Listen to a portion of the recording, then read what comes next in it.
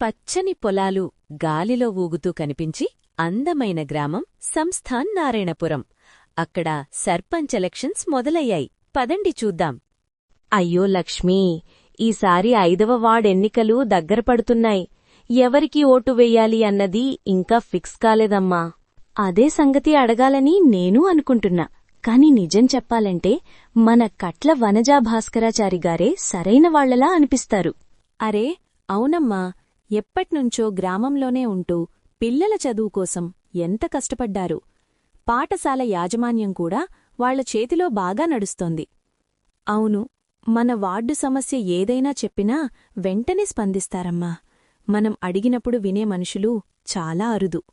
అదే కదా, పైగా ఈసారి సిపిఐ పార్టీ తరఫున కాంగ్రెస్ బలపరిచిన అభ్యర్థులుగా నిలిచారుగా.